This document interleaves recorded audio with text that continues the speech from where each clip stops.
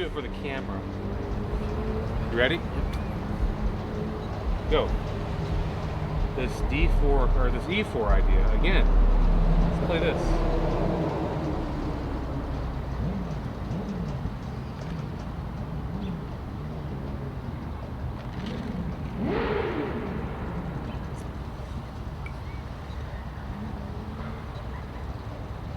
Can't believe he took.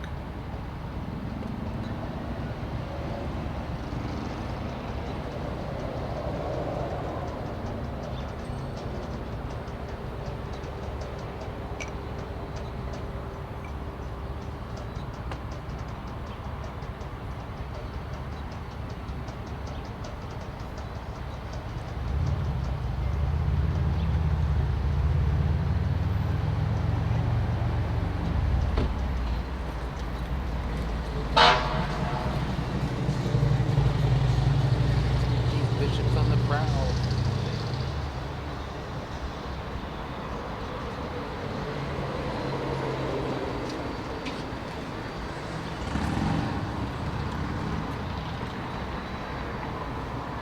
Are they really on the prowl, though? Are they really on the prowl?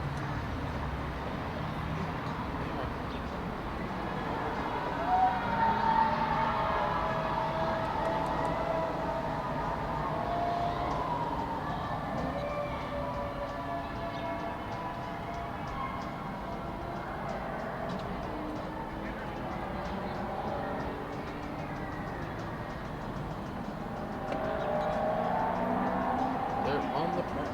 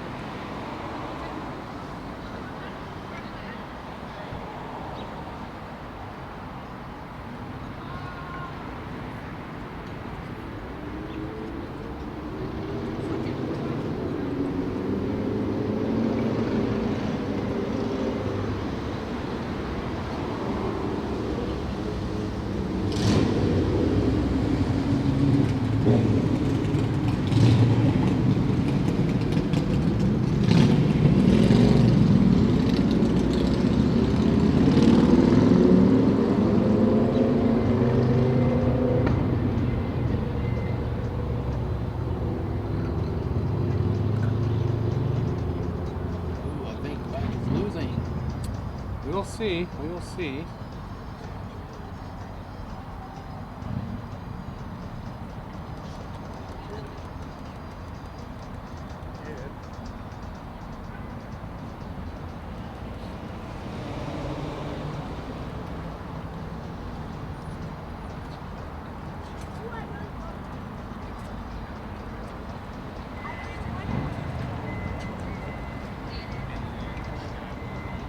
Oh, what do I do here?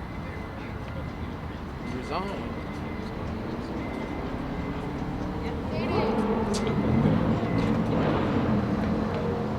Completely outsmarted. We'll see. We'll see. Another queen on the board.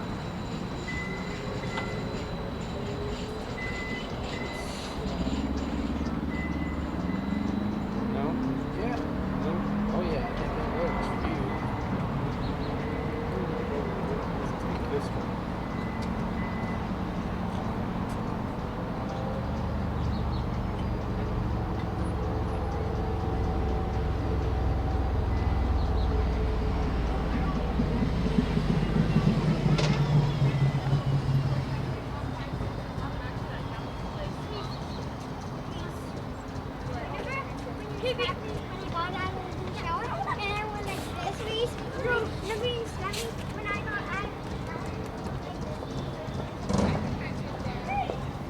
Go here.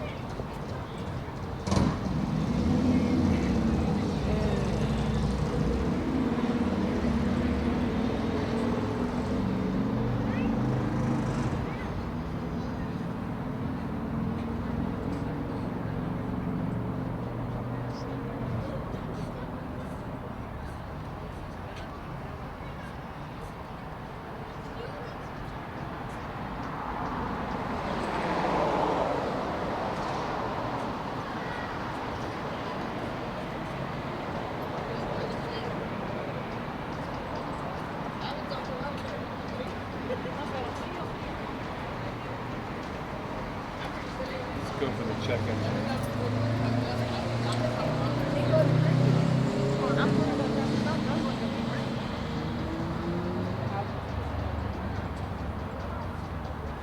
Take the piece. Yeah, make the greedy move.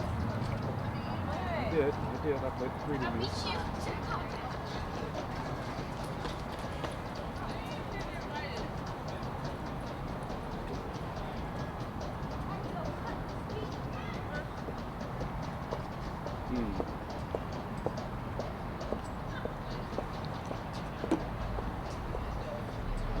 Let's go here.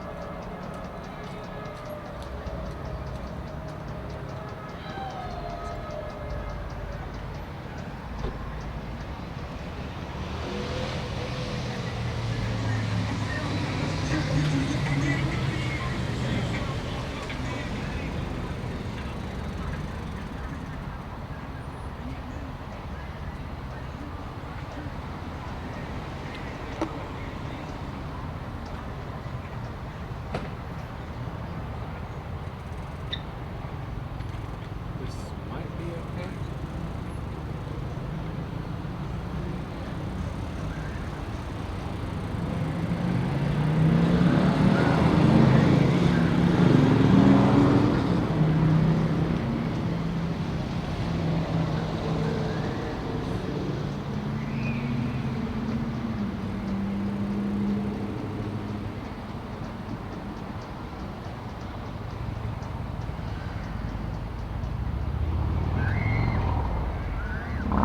We'll see. Ishak is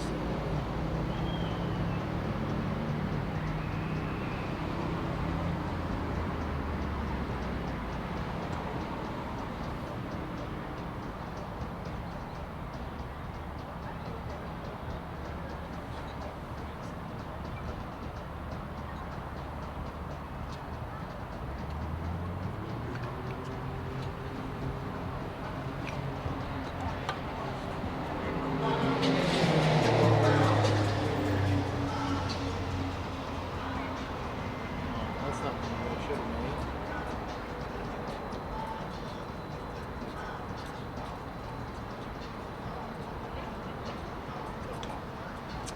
I still got this.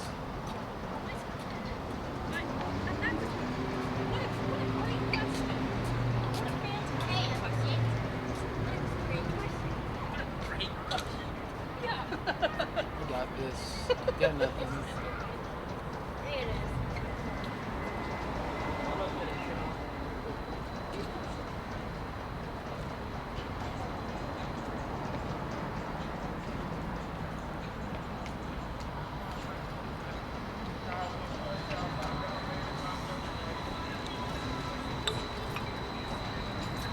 There's mate. Didn't have it. Didn't have it.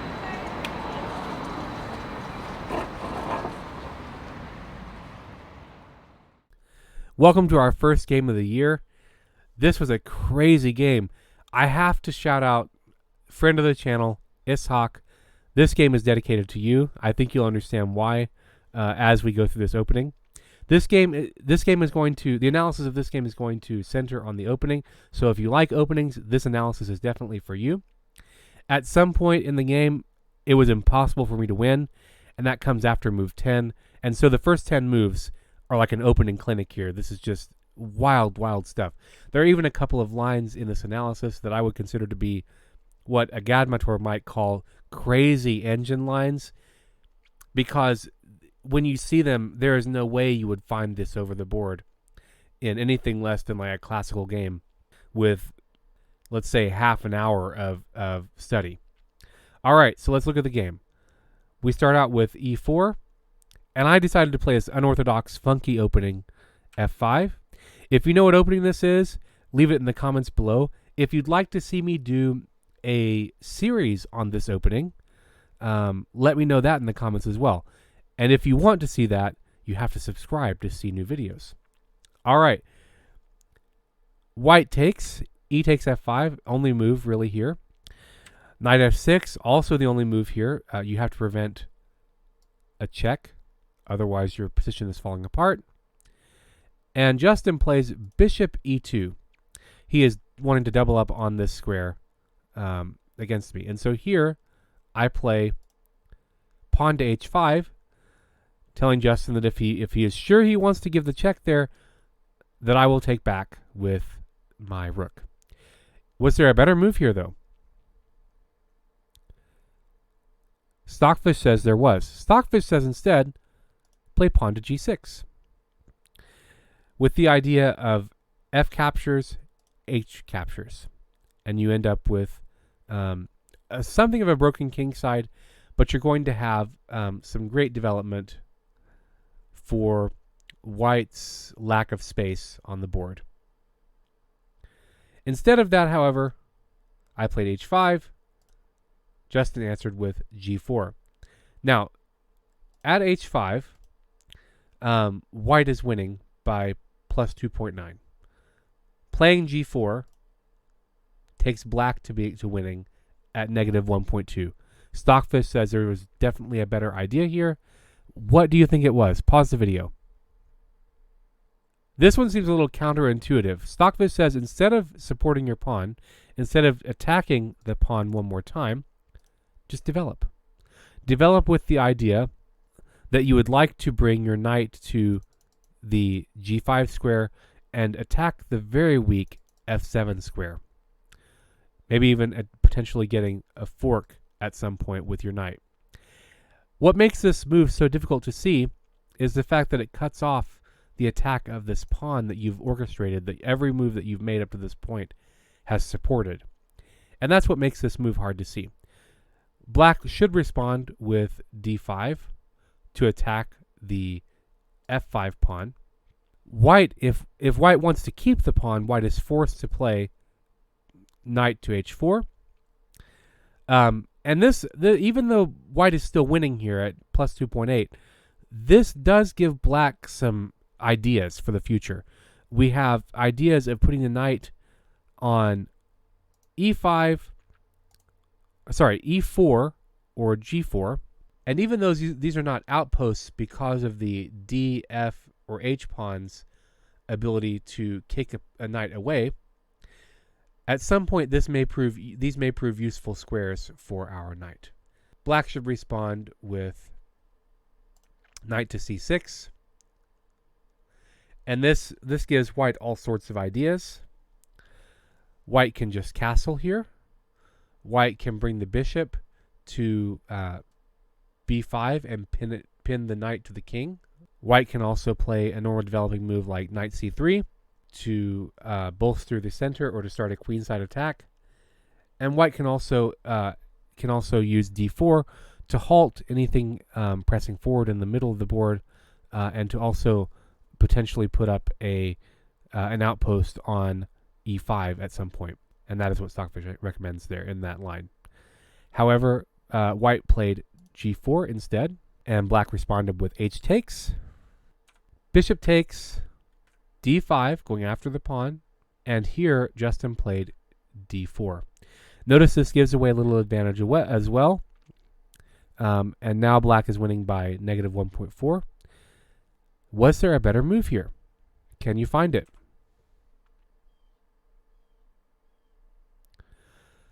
As wild as it seems, Stockfish would love for you to play h4.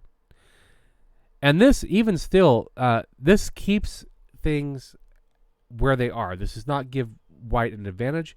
It just helps white not to give away more advantage to black. In this position, you have ideas as black of g6. You're going to double up on the f5 pawn, and you're going to eventually win it. If not, you're going to take the bishop. You're going to spoil white's entire kingside attack before it ever gets started. So g6, bishop will have to go back to h3, otherwise the knight will sacrifice itself for it, will trade itself for it. And when white's bishop does that, you open up the h4 pawn to attack, and you didn't really do anything to keep the f5 pawn. It's still under attack. Bishop will capture, bishop will recapture, g-pawn will capture. White will answer with d4, and d4 again allows the knight to find a home, black's knight to find a home on e4 or g4, looking after the weak f2 pawn. Notice now that the same problem that black had earlier of no defense on the king side, white is also starting to feel as well, going for the early kingside attack.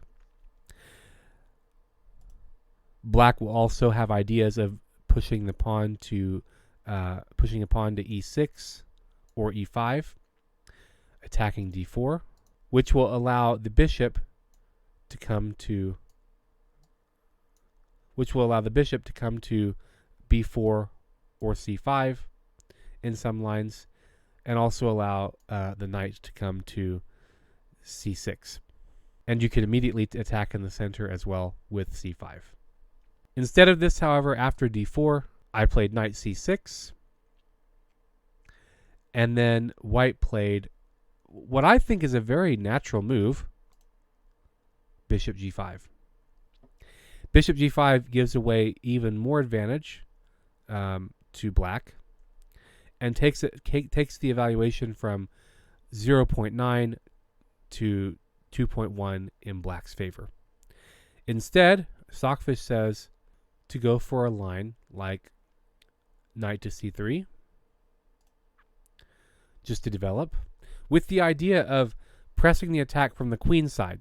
Although you will allow black to play for the g6 idea, capturing the bishop, capturing the f5 pawn, what you will gain is, or what your hopes are to bring your knight to b5 to go after the weak c7 pawn, and to bring your bishop, your dark square bishop, to f4, also again targeting the weak c7 pawn. And what your hope with that is, other than to merely fork the king and the rook, is to push the king toward that damaged king side, which will allow you to unleash a flurry of attacks against black's king, should black make any mistakes. So the continuation might be g6, bishop h3, queen d6, bishop e3, g captures, queen d3, piling up on the f5 pawn. But this is followed by the intermezzo move, knight b4, telling white, if you want the pawn badly enough, you're going to have to give up your queen, either with a check or with a bishop on f5. However, in the game after bishop g5, I really did not take advantage of this, and instead chose another natural-looking move, knight e4. Knight e4 with the idea of going after the weak f2 pawn, but also asking white what he wanted to do with his dark square bishop. If white decides to hasten the attack with something like bishop to h5, I will gladly give up the rook,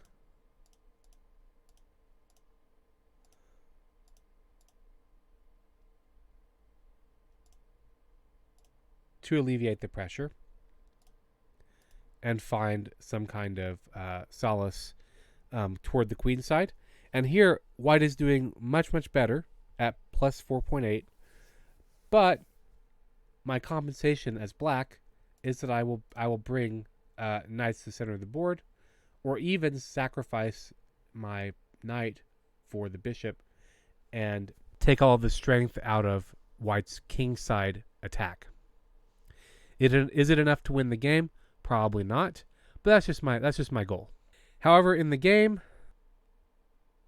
bishop h5 was played, and here, instead of capturing the bishop, I played king to d7, using the f5 pawn as a shield for a moment. And here, what is the move you want to play for white? You're up +3. Black's king is on the run, so you want to press the advantage, right? Justin does this with the move queen to g4. And so you look at this massive pieces on the king side. You look at being one move away from check. You're controlling light squares everywhere.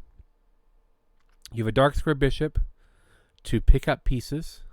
Black's major pieces are behind pawns, trapped on the 8th rank, cannot go anywhere.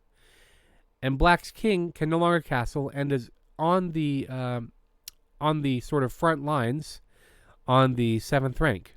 Black should be losing, right? And yet Stockfish's evaluation of the position is 0-0. Wow. Stockfish says here, instead of playing queen g4 and going for the immediate attack, instead solidify your dark square bishop with h4. That keeps your advantage. It's the only move that keeps your advantage. Black can play for knight takes g5, taking the bishop. The h pawn will recapture. e6 here, asking white to take your pawn with the idea that your bishop comes alive, attacking the king. The d pawn will be weak once the queen goes anywhere. The bishop on h5 will be weak in some lines after g6, and the pawn on g5 is ripe for the taking with the queen. F recaptures, king to d6, and you keep your advantage, but you have these disconnected, disjunct pawns. Your pieces are also, as white, still on the back rank. All of the holes that were in black's position are also now in your position in front of your king. And the only real compensation you have is the bishop that's sitting on h5, and the fact that your f pawn might one day come into the game to solidify your e pawn. Even so, because of black's immobility and the king that is well out in front of the action on the board, Stockfish gives this evaluation +3 to white. And now we get into our disgusting engine lines. So in the game, after queen g4, I played knight captures d4, which is the recommended move in the position. And here, Stockfish recommends that that white bring the queen back to f1. Or sorry, blah. And here, Stockfish recommends that the queen comes back to d1. Instead, who would not go for this? Instead, Justin plays pawn f6 check. And here, as white, you're looking at this and going, I should be winning, right? Yet Stockfish's evaluation puts you at -6. What do you do here? In this position, you bring your king to c6, and you're okay. You have attacks suddenly everywhere, depending on where the white queen is going to go. The white queen will be under immediate attack from the bishop, and the pawn on f6 will drop. And suddenly your attack on the king side will go up in smoke. What does Stockfish recommend instead? Stockfish says to avoid the loss, You have to play knight f3. Knight f3 to defend your bishop and also to attack the knight on d4. The variation follows. This is a disgusting engine line. You would never find this over the board in a game. This would be disgusting. You would hate to play it. Knight c2 check. King f1, very safe. Still keeping the pressure alive against the black king with the bishops and the queen. c6, giving your king an escape square. Knight to c3, developing, attacking that handsome knight on e5. Knight takes the rook on a1. Knight e5 check. King c7, giving options for a fork. Again, looking like white is winning. You have the fork that's in the position. You have the pawn. You have the knight on e5 that will probably fall because the bishop and the queen are guarding the d1 and d2 squares against the king. The king is very safe on f1. Crazy, I know. This is still evaluated at 0-0. Knight f7 with the fork. Rook takes h5 with the idea of capturing the bishop. Knight takes e4. Rook takes. Bishop on g5. Queen f4 check. King b6. And black is better here at depth 22 by 0.3 when the queen and the rook are under fork. Black has no protection in front of his king, and black's rook on a8 is practically useless at this point in the game. This is unimaginable, unfathomable. In the game, however, I did not see this. I could not calculate that. After f6 check, I responded with what I thought was a very natural move. Guard my king, e6, and gave the advantage away. Again, the computer had a disgusting engine line for me to find. Pause the video, see if you can see it. What should I have played after f6 check? If you said king to c6, you're a grandmaster. What does this move accomplish? Mainly, it puts an immediate attack on the queen. And wherever the queen goes, you are immediately open to attacks on pieces and pawns in the white position. The queen is the linchpin of white's attack, and white has not focused on defense in this game so far, and that is what white pays the price for here. So, the h5 bishop will be weak, the g5 bishop will be weak, depending on where the queen goes. The queen has to move because it's under direct attack from the bishop. Black's queen can come into the game. The f6 pawn is going to drop, and black's dark square bishop will come alive. The two knights in the center of the board are monsters, and there are no pawns in front of the king to guard him. This continuation, I would never see it, so let's look to see what happens. After king c6, hanging out there on the c6 square with no protection in the world, white responds with queen d1. Rook takes the bishop on h5, and you can't recapture the rook because you open yourself up to the fork. So the queen captures on d4 to remove the knight. e5, attacking the queen. Queen d3. Rook takes the bishop on g5.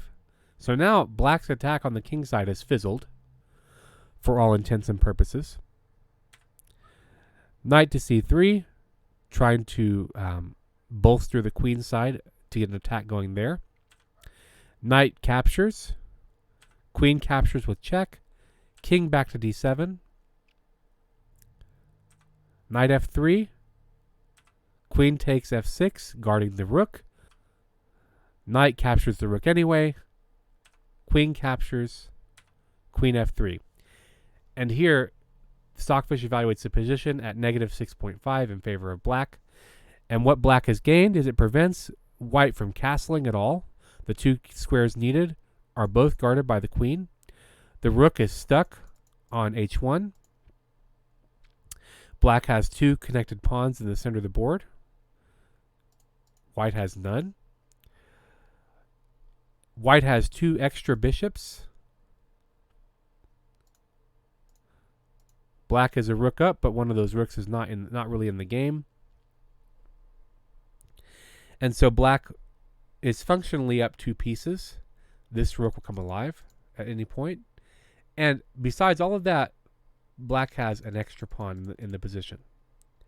This is so dynamic and so difficult to see. From that point on, after I played f6, after I played e6, from that point on, after this, I was completely lost. I was never able to do anything better in the game. Every move from here was worsening my position. And so I lost the game. I lost the first game of 2023.